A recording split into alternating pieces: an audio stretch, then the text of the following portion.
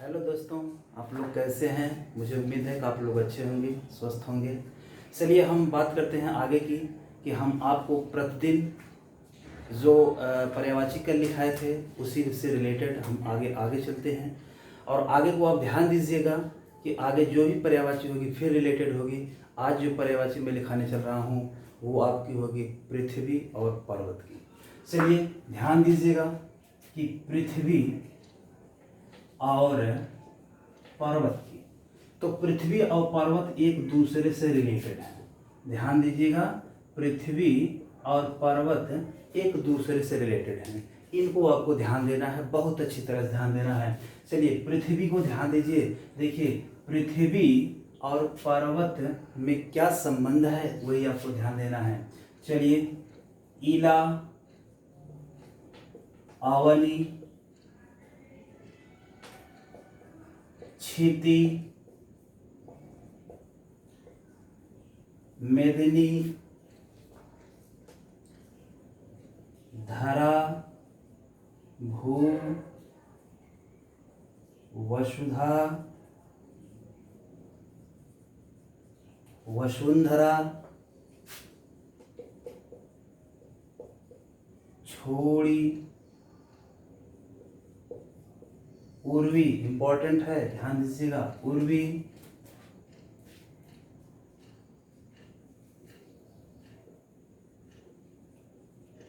बीज परशु, जगती, वसुमती। देखिए प्यारे बच्चों, इसको ध्यान देना है। ये पृथ्वी की पर्यायवाची है, पृथ्वी के पर्यायवाची के ये शब्द हैं। आगे जो पर्वत के पर्यायवाची के शब्द होंगे इसी से सेम रिलेट होंगे, एक दूसरे से रिलेट होंगे। तो ध्यान दीजिएगा कि इसमें धरित्री भी आ जाती है, धरणी भी आ जाती है। ऐसे बहुत सारी पर्यायवाची के शब्द आपको मिलेंगे, लेकिन जो इम्पोर्टेंट होंगे हम उसको गोला करते जाएंगे। इस चीज़ को आप ध्यान दीजिएगा। चलिए अगर पृथ्वी के पर्यायवाची के कुछ शब्दों में हम अगर धरा जोड़ दें, धर जोड़ दें, धर अगर जोड़ दिया जाए तो ये पर्वत का रूप ले लेता है। जैसे इस पृथ्वी के पर्यायवाची का एक शब्द और इम्पोर्टेंट है, मही। क्या है? मही। अच्छा, अब हमको रिलेट करना है कि इससे कैसे बनेगा। जैसे ध्यान दीजिए, धर आपको जोड़ना है तो अगर मही लिखा गया है तो मही पृथ्वी की पर्यायवाची है, और अगर इसी में धर जोड़ दीजिए तो महीधर। महीधर किसका हो जाएगा बेटा? ये आपका हो जाएगा पर्वत का हो जाएगा। किसका हो जाएगा? पर्वत का हो जाएगा। चलिए अगला जो पर्यायवाची का शब्द है वो भू। भू मतलब पृथ्वी, और इसी में धर जोड़ दीजिए तो ये भूधर हो जाएगा। क्या हो जाएगा? भूधर हो जाएगा। महीधर हो गया, भूधर हो गया। अगला जो पर्यायवाची का शब्द बन जाएगा धरा। धरा मीन्स पृथ्वी, और इसी में आप धर जोड़ दीजिए तो आपका धराधर हो जाएगा। ध्यान दीजिए, एकदम ध्यान देते रहिएगा। धराधर हो गया। अच्छा ये देखिए 3 4 आपके हैं तो ऐसे बन गया। एक इम्पोर्टेंट और आता है इसमें, देखिए आपको भूलना नहीं है, कोई भी आपको छोड़ना नहीं है। यहाँ लिख लीजिएगा अचला। अचला मोस्ट इम्पॉर्टेंट, अचला। अचला जो है वो किसकी पर्यायवाची है? अचला पृथ्वी की पर्यायवाची है। अच्छा अब अगर अचला पृथ्वी की है तो अचल किसकी होगा? अचल जो होगा वो आपका पर्वत का होगा। अचल, अचल का मतलब जो चल ना सके, जिसके पास अचल संपत्ति होती है उसमें से वो खर्चा नहीं करता है। अचला जो गमन करती है, पृथ्वी सूर्य का चक्कर लगाती है, और अचल, अचल का मतलब होता है जो स्थिर हो, अडिग हो। अच्छा ये चलिएगा। अब उसके बाद देखिए पर्वत से आपका पहाड़ भी हो सकता है। इसमें मोस्ट इंपॉर्टेंट शब्द आया नग। नग, न का मतलब नहीं, ग का मतलब गमन करना। नग जो गमन न करे, अर्थात आप ध्यान दीजिए इसी से रिलेट एक शब्द और आपका ध्यान दीजिएगा। यहाँ अगर मिल जाए नाग, क्या मिल जाए बच्चों? नाग अगर मिल जाए तो नाग जो है एक सांप की पर्यायवाची होता है, और एक नाग जो होता है वो हाथी की पर्यायवाची होता है। इसको भी आपको ध्यान देना, एक दूसरे से रिलेट करना है। तो नाग और नग में यही अंतर है कि नग पर्वत का होगा, अगर नाग आ जाएगा सांप का होगा और हाथी का होगा। तो इसको आपको ध्यान देना है। अच्छा, उसके बाद इसकी पर्यायवाची में आर्द्र आ जाएगा। क्या आ जाएगा बेटो? आर्द्र आ जाएगा। आर्द्र आ जाएगा। महीधर, भूधर, धराधर, पहाड़, नग, आर्द्र, अचल। मोस्ट इंपॉर्टेंट को आप ध्यान दीजिए, अचल पूछा जाता है, अचल आपसे पूछा जाता है, भूधर आपसे पूछा जाता है। चलिए आगे देखिएगा, इसमें ध्यान दीजिएगा बेटा, इसमें आपको ध्यान देने की बात है। आवानी, आवानी वेरी वेरी इंपॉर्टेंट। इला, इला को भी ध्यान देना है। इला, इला पृथ्वी की पर्यायवाची है। इला आपकी सरस्वती जी की पर्यायवाची है, दोनों को ध्यान देना है। इला, इसमें देखिए क्षिति, जैसा कि आपसे कहा जाता है, जैसा कि आपसे बेटा कहा जाता है कि ये शरीर किससे बनी हुई है? पंच तत्व से बनी है। पंच तत्व का मतलब होता है कि क्षिति, जल, पावक, गगन, समीर, ये 5 तत्व से जो शरीर बनी है उसमें एक महत्वपूर्ण है क्या? आपका क्षिति। क्षिति का मतलब हो गया आपकी पृथ्वी। पृथ्वी मेदिनी कहा जाता है। धरा से धराधर बना, भू से भूधर बना, वसुधा, वसुंधरा, वसुधा। कल हमने सुधा की बात किया था। सुधा का मतलब होता है अमृत। अगर वह जोड़ दिया जाए वसुधा हो जाएगा तो आपका वसुधा पृथ्वी का हो जाएगा। अगर इसमें कर जोड़ दिया जाए तो आपका सुधाकर हो जाएगा, सुधाकर चंद्रमा का हो जाएगा। बेटा चलिए ध्यान दीजिए, मही हमने बताया, मही, इसी मही से महिष बनता है। अच्छा चलिए, छोड़ी पृथ्वी का है। Urvi, very very important. Urvi, Urvi ध्यान दीजिएगा बेटा, उर्वी पृथ्वी की पर्यायवाची। बीज प्रसु, बीज प्रसु को आप ध्यान दीजिएगा। प्रसु, आप जब अस्पताल में जाते हैं तो अस्पताल में एक वार्ड होता है, उस वार्ड का नाम होता है प्रसूति गृह। जिस गृह में, जिस घर में माँ बच्चे का जन्म देती है उस गृह को प्रसूति गृह कहा जाता है। लेकिन इसमें ध्यान देना है, पृथ्वी माँ बीज को जन्म देती है इसलिए बीज प्रसु कहा जाता है। जगती कहा जाता है, वसुमती कहा जाता है, धरित्री कहा जाता है, धरणी कहा जाता है। अचला ध्यान दीजिएगा, जब बेटा आपको बताएंगे हम कि समान ध्वनि वाले शब्द, जिसे अंग्रेजी में होमोफोन्स कहते हैं, ऐसे शब्द होंगे जिनमें 2 शब्द आपसे ऐसे पूछे जाएंगे, एक अचल पूछा जाएगा, एक अचला पूछा जाएगा। आपसे ये पूछ लिया जाएगा कि दोनों में से आपको ये बताना है, मिलान करना है कि कौन किससे होगा। अचल के नीचे पृथ्वी लिख दिया जाएगा, अचला के नीचे पर्वत लिख दिया जाएगा। तो इस चीज़ को ध्यान दीजिएगा, अगर ऐसे में आपको मिलाना है तो अचल जहाँ होगा उसके नीचे वाला पर्वत होना चाहिए, अचला जहाँ होना चाहिए उसके नीचे पृथ्वी होना चाहिए, वही वाला ऑप्शन आपको क्लिक करना है, एकदम अच्छे समझना है। उसके बाद आर्द्र है, तो नग को ध्यान दीजिएगा, नग और नाग दोनों साथ में आ जाएंगे। ध्यान दीजिएगा बेटा, नग और अगर नाग दोनों साथ में आ जाएंगे तो नग का जो मतलब होगा नगमन करने वाला पर्वत, और नाग का भी मतलब होता है नगमन करने वाला, अर्थात ये सांप और हाथी से रिलेट होगा। तो दोनों शब्दों को ध्यान देना है। अब आप ध्यान दीजिए, दो पर्यायवाची के शब्द प्रतिदिन आपको देखने हैं, दो पर्यायवाची के शब्द प्रतिदिन देखने हैं। उसके बाद आपसे आज से हम स्टार्ट करते हैं आपकी टॉपिक। क्यों? क्योंकि आपके पास समय नहीं है। मुझे बहुत मालूम है कि आप समय के अभाव में घर बैठे हैं, समय के अभाव में जी रहे हैं, आपकी पढ़ाई अच्छे से नहीं हो रही है, लेकिन हमारे इस चैनल को MD sir, Hindi by MD sir, इसको सब्सक्राइब करिएगा और इस चैनल को ज़्यादा से ज़्यादा लाइक करिएगा। चलिए, ये आपकी क्या हो गई? दो आपकी जो ये हो गई है, ये पर्यायवाची हो गई है। प्यारे बच्चों, जो आप नोट्स बना रहे हैं उस नोट्स में आप ध्यान दीजिएगा, उस नोटबुक में ध्यान दीजिएगा। नोटबुक के लास्ट में आप इन पर्यायवाची शब्दों को प्रतिदिन जोड़ते जाइएगा। प्रतिदिन मैं नई नई पर्यायवाची के शब्द आपको बताऊंगा, उसको आप उसमें जोड़ते जाइएगा। चलिए, अब आप आपके मेन टॉपिक पर आते हैं। मेन टॉपिक आपकी जो होगी, हिंदी की शुरुआत आपसे बताते हैं। क्यों? क्योंकि आपके पास समय नहीं है, एग्जाम आपके करीब है और ज़्यादा से ज़्यादा आपको समय चाहिए। अच्छा, समझने में भी समय चाहिए। आप हमारे साथ जुड़े रहिए, हमसे ताल से ताल मिलाकर चलिए, आपका फायदा होगा और मुझे पूरा विश्वास है कि आप जरूर सफल होंगे। क्योंकि आप जिस चैनल से और जिस के साथ आप जुड़े हैं वह आपसे आपका एक खुद ऐसा है कि जो आप कंपटीशन बराबर दे रहा है, कंपटीशन बीट कर चुका है, तो ऐसे के साथ जुड़ेंगे तो ज़्यादा फायदा हो। चलिए हम आपको हिंदी की शुरुआत से ले चलते हैं, हिंदी की शुरुआत के बारे में बताते हैं। आज से जो रेगुलर क्लास आपकी होगी, हिंदी की सारी टॉपिक आपको पढ़ाई जाएगी, शुरुआत से लेकर के अंत तक के सारे टॉपिक आपको पढ़ाए जाएंगे। ग्रामर वाले पोर्शन भी पढ़ाए जाएंगे, साहित्य वाले भी पढ़ाए जाएंगे, दोनों पोर्शन आपको बखूबी पढ़ाए जाएंगे, एकदम अच्छे तरीके से पढ़ाए जाएंगे। चलिए इस पर ध्यान देते हैं। हम हिंदी की बात करते हैं तो हिंदी की बात हम करते हैं, ये हिंदी जो है हमारी एक भाषा है। अब इसी हिंदी को हमको देखना है कि हिंदी की शुरुआत कहाँ से हुई थी, हिंदी के हमारे जीवन में क्या उपयोग है, हिंदी को हम ज़्यादा से ज़्यादा बढ़ावा देने का काम करेंगे, और जैसा कि हमारी भाषा होने के नाते इसको हम ज़्यादा से ज़्यादा प्रयास करेंगे कि इसे वैश्विक लेवल तक ले जाया जाए। चलिए हिंदी की बात करते हैं। तो बच्चों ध्यान दीजिए, इसमें ध्यान देना है। भारत के मैप को आप बखूबी जानते हैं कि भारत का ये मान लीजिए आपका मैप दिया गया है। आप इस मैप को आप भी बनाना सीख जाइए। जब आप सीख जाएंगे तो आपकी ज्योग्राफी जैसे सब्जेक्ट को आज समझने में आसानी होगी।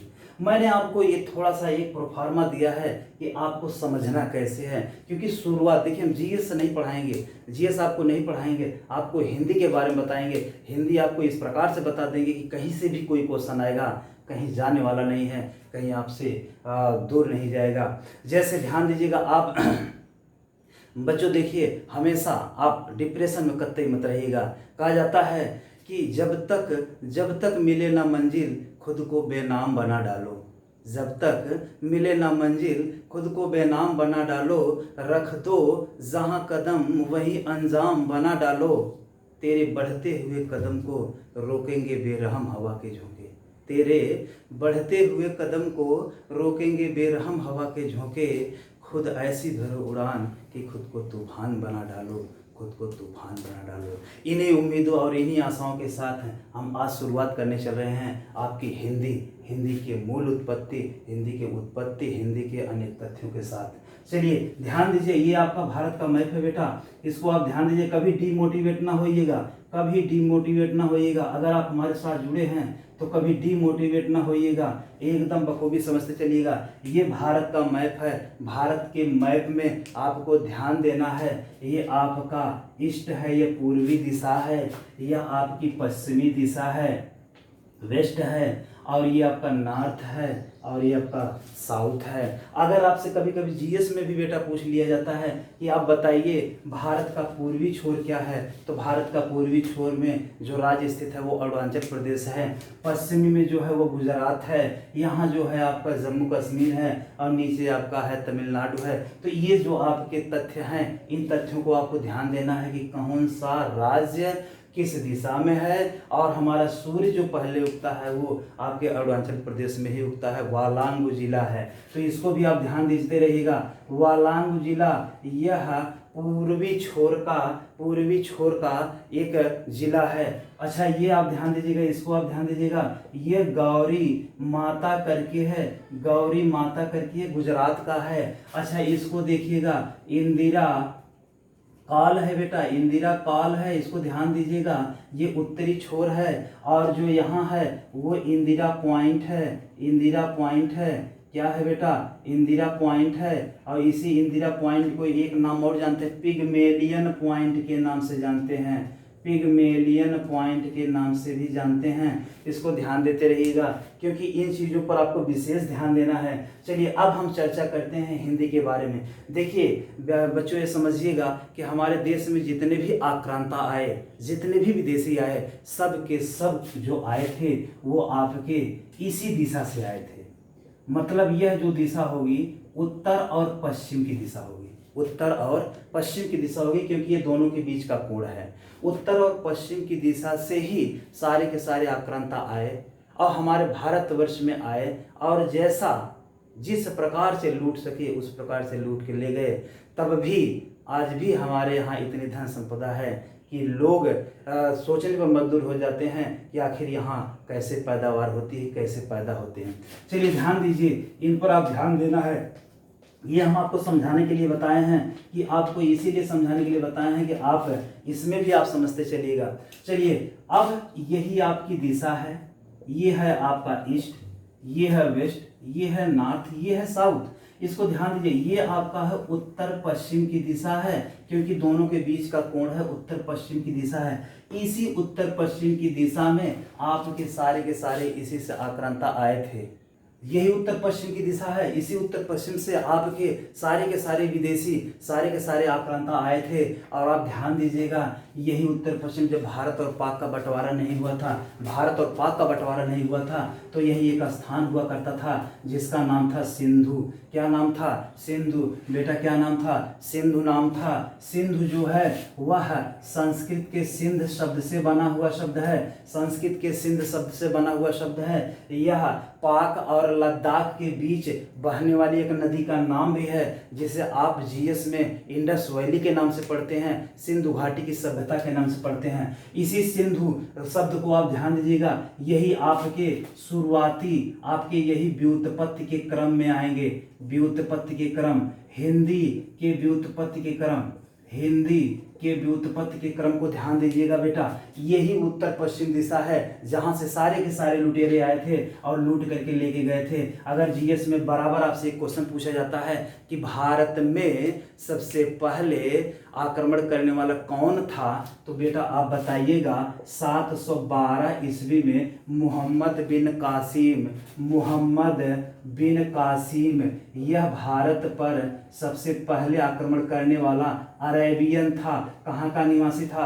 अरब का निवासी था। तो इस चीज़ को ध्यान रखिएगा। ऐसे ऐसे एक आध दो क्वेश्चन आ जाया करेंगे, इस पर भी आपको ध्यान दिएगा। चलिए, सिंधु को ध्यान दीजिए, यही सिंधु शब्द है, इसी सिंधु शब्द को आपको बहुत ध्यान देना है। सिंधु शब्द जो है, सिंधु ये जो शब्द आपका है, यह सिंध संस्कृत के सिंध शब्द से बना हुआ है। सिंधु को ध्यान दीजिएगा, यह अब सिंधु के बाद अपने यहाँ जो आने वाले लोग थे वो ईरानियों का आगमन हुआ। ईरानियों का आगमन हुआ अपने यहाँ। जब ईरान वाले आए तो क्या किए, इसी सा को उन्होंने हा बना दिया, इसी सा को उन्होंने हा बना दिया, तो सा से हा हो गया, और इसी धा को उन्होंने क्या बना दिया? दा बना दिया। तो यह क्या हो गया? सिंधु से क्या बन गया? हिंदू बन गया। क्या बन गया? हिंदू बन गया बेटा। अब उसके बाद आपको ध्यान देना है, उसके बाद अपने यहाँ फिर, अच्छा आप ध्यान दीजिएगा, ईरान कौन थे? पारसी धर्म। ईरानियों का धर्म क्या था? पारसी धर्म। इसको भी आपको ध्यान देना है। अगर पूछ ले जाए पारसी धर्म के संस्थापक कौन थे, तो जरथुष्ट्र। देखिए, थोड़ा सा इसमें जीएस का भी पोर्शन आ जाया करेगा, इसको भी आप ध्यान दीजिए।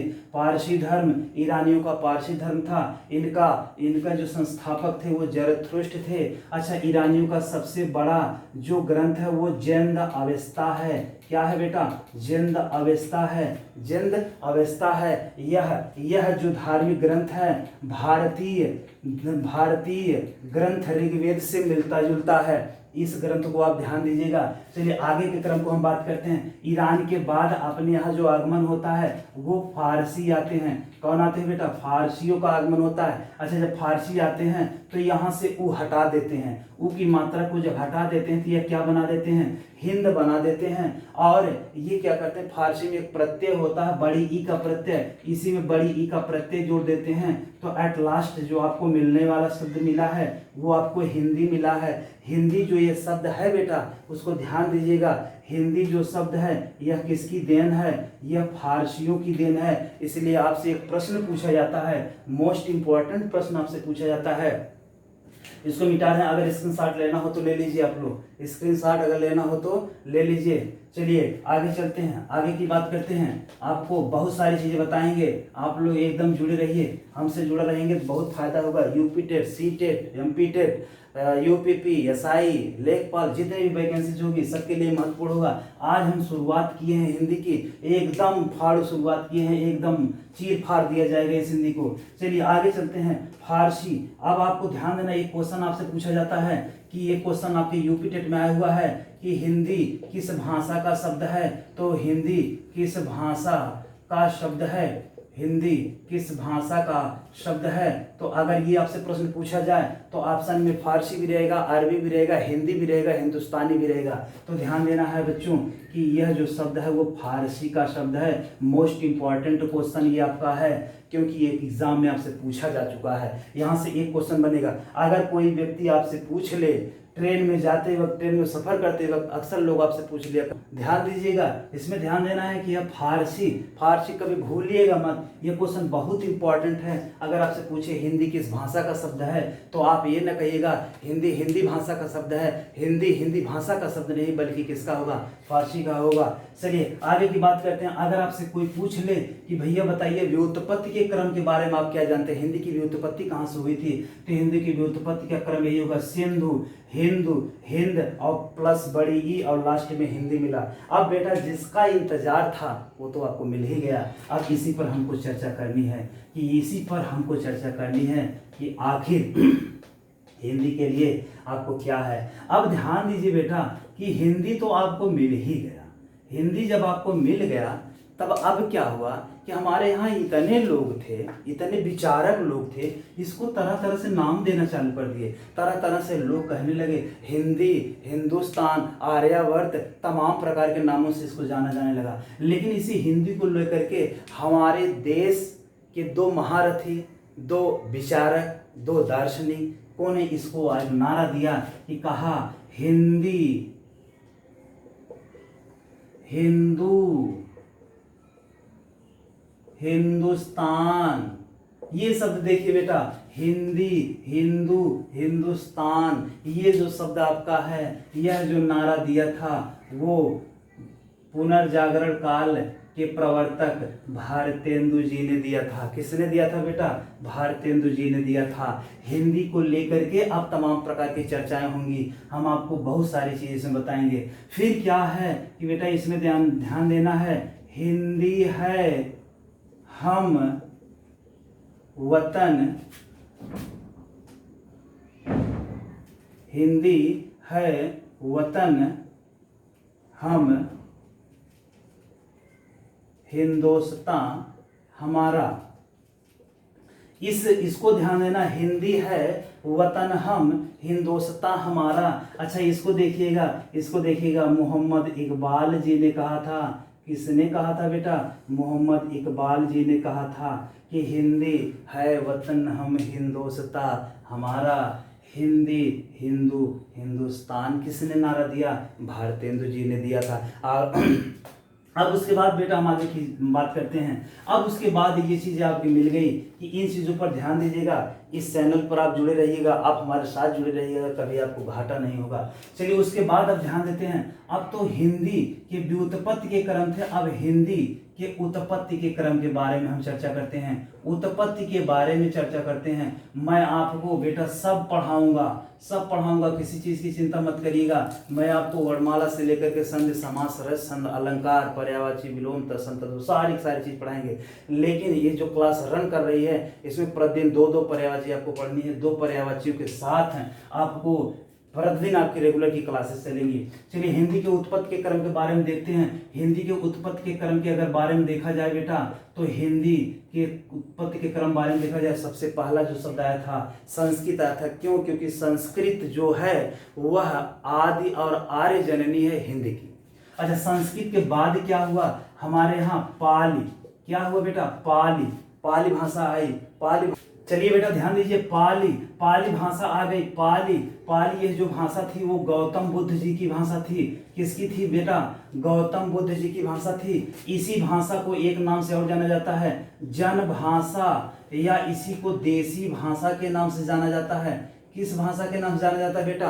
ध्यान दीजिएगा, गौतम बुद्ध जी की जो भाषा थी वो पाली थी, और पाली भाषा को जन भाषा और देसी भाषा के नाम से भी जानते हैं। चलिए आगे की तरफ हम चलते हैं। प्राकृत आती है, अगली जो होगी वो प्राकृत होगी। प्राकृति जो ये है ये महावीर स्वामी की भाषा है। आप पढ़े होंगे, जीएस में आपको पढ़ाया गया होगा कि जैन धर्म के जैन धर्म के तीर्थंकर थे, 24वें तीर्थंकर थे महावीर स्वामी। इनकी जो भाषा थी वो क्या थी? प्राकृत थी। प्राकृत के बाद जो भाषा आपकी आती है वो अपभ्रंश आती है। क्या आती है बेटा? अपभ्रंश आती है। अपभ्रंश के बाद जो भाषा आएगी वो आपकी क्या होगी? अवहट्ट होगी। क्या होगी? अवहट्ट। अवहट्ट के बाद लास्ट टाइम में आप पहुंचते हैं प्राक मतलब प्राचीन आधुनिक हिंदी, प्राचीन या आधुनिक हिंदी पर पहुंचते हैं। इन क्रमों को ध्यान दीजिएगा। इन क्रमों में आपसे क्वेश्चन, बहुत सारे क्वेश्चन मिलेंगे। अभी हम फटाफट क्वेश्चन भी आपको बताते चलेंगे, साथ में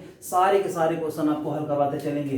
पाली गौतम बुद्ध जी की भाषा, प्राकृत महावीर स्वामी की भाषा, अपभ्रंश, अपभ्रंश में एक अपभ्रंश है। अपभ्रंश आपके 6 प्रकार के हम बताएंगे बेटा आपको। अपभ्रंश 6 प्रकार के, हिंदी में कोई चीज नहीं छूटेगी, आपको एकदम अच्छे ढंग से पढ़ाएंगे। सौर श्रेणी अपभ्रंश और अवहट्ट, इसी अपभ्रंश का जो बिगड़ा रूप होगा वो अवहट्ट होगा। अभी हम दोनों के बीच की चर्चा करते हैं। चलिए ध्यान दीजिए। संस्कृत, यहाँ से क्वेश्चन कैसे पूछे जा सकते हैं आपसे, इस चीज को अगर स्क्रीनशॉट ले लीजिए, स्क्रीनशॉट अगर लेना हो तो ले लीजिए।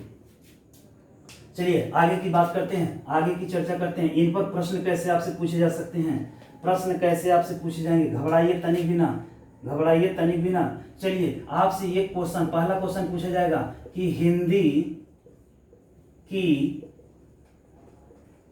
आदि या आर्य जननी, हिंदी की आदि या आर्य जननी। आदि का मतलब प्रथम, आर्य का मतलब आर्यों की भाषा। दो चीजों से, दो टाइप से क्वेश्चन पूछा जाएगा।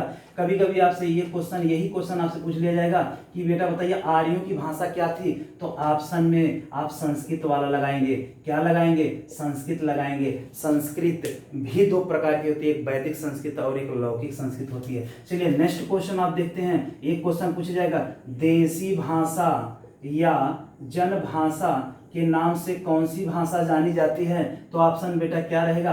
पाली ऑप्शन में रहेगा, तो पाली को आप लगा देना है, जो गौतम बुद्ध जी की भाषा थी। अगला क्वेश्चन इसमें ध्यान देना है बेटा, बहुत इंपॉर्टेंट है। हिंदी की उत्पत्ति के बारे में आपसे पूछा जाएगा।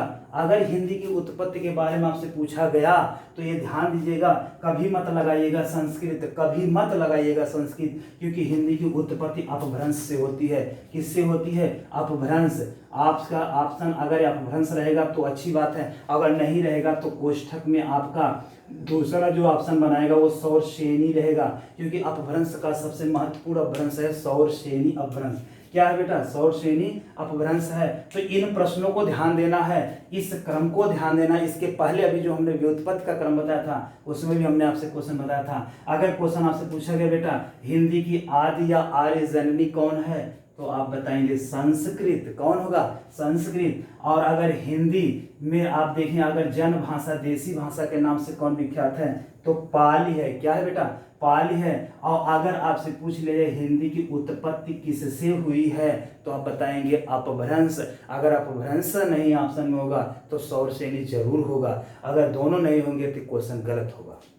चलिए आगे की चर्चा करते हैं। इन चीजों पर ध्यान दीजिएगा, थोड़ा सा इसमें हम मिटा रहे हैं इसमें ध्यान दीजिएगा, इसको आपको ध्यान देना है। ये देखिएगा अपभ्रंश और अवहट्ट की कभी कभी बातें हो जाती हैं। अपभ्रंश क्या है, अवहट्ट क्या है, अपभ्रंश क्या है, अवहट्ट क्या है। देखिए, चाहे आप अपर लेवल के एग्जाम की तैयारी कर रहे हो या आप राज्य स्तरीय तैयारी कर रहे हो, सबके लिए एकदम कारगर होगा, कोई दिक्कत नहीं होगी। अपभ्रंश और अवहट्ट के बीच के समय को संक्रांति काल या संक्रांति कालीन समय कहा जाता है। इनके बीच का संक्रांति कालीन समय होता है। अपभ्रंश 6 प्रकार के होते हैं। अवहट्ट की अगर बात किया जाए तो अवहट्ट की बात किया जाए तो अवहट्ट में आप ध्यान दीजिएगा, एक रचना आपकी है कीर्ति लता और कीर्ति पताका। कीर्ति लता और कीर्ति पताका ये विद्यापति की रचना है। किसकी है बेटा? विद्यापति। जब मैं आपको साहित्य पढ़ाऊंगा, साहित्य में एक काल आएगा आदिकाल, उस आदिकाल में आपको, तो ध्यान दीजिएगा, यह जो था समय वो 11वीं से 14वीं शताब्दी के बीच माना गया था। इन्हीं बीच में एक कवि का जन्म हुआ जिसका नाम था विद्यापति। इनकी रचनाएं कीर्ति लता, कीर्ति पताका। इनकी एक रचना और थी, कीर्ति लता हो गया, कीर्ति पताका हो गया। एक रचना और इनकी थी पदावली। क्या थी बेटा? पदावली। पदावली लेकिन लिखी किस भाषा में गई थी? मैथिली में लिखी गई थी। लेकिन कीर्तिलता और कीर्तिपता का ये दोनों किस में लिखी गई? तो अवहट्ट में लिखी गई थी। ध्यान दीजिएगा, अपभ्रंश जो है, अपभ्रंश जो है इसको आपको ध्यान देना। अपभ्रंश के अंतर्गत बहुत सारे अपभ्रंश आते हैं। सौरसेनी, अर्धमगधी, मगधी, खस, ब्राचर, ये आपके जो हैं वो अपभ्रंश के अंतर्गत आते हैं। तो इनमें ध्यान दीजिएगा प्यारे बच्चों, आप ध्यान दीजिएगा। ये क्लास ऐसे ही रेगुलर चलता रहेगा और हम अपने बच्चों को बधाई देते हैं और 15 अगस्त और ये रक्षाबंधन की ढेर सारी शुभकामनाओं के साथ आप ध्यान दीजिएगा। अच्छा, हमारे जो बच्चे यूपी टेट और सीटेट की तैयारी कर रहे हैं, यूपी टेट सीटेट, उनके लिए हम संस्कृत की वीडियो प्रोवाइड कराएंगे। संस्कृत भी आपको उनको प्रोवाइड कराएंगे, चाहे वो यूपी टेट हो, सीटेट हो, यस टेट हो, उनके लिए भी अच्छी वीडियोज प्रोवाइड की जाएंगी। आज से ही उनके लिए एक एक वीडियो प्रतिदिन आपको मिलेगी, वो चाहे ग्रामर से होगा चाहे साहित्य से होगा। आप इसको ध्यान देते रहिएगा। ठीक बेटा, धन्यवाद आप सब। Good evening all of you, thank you very much.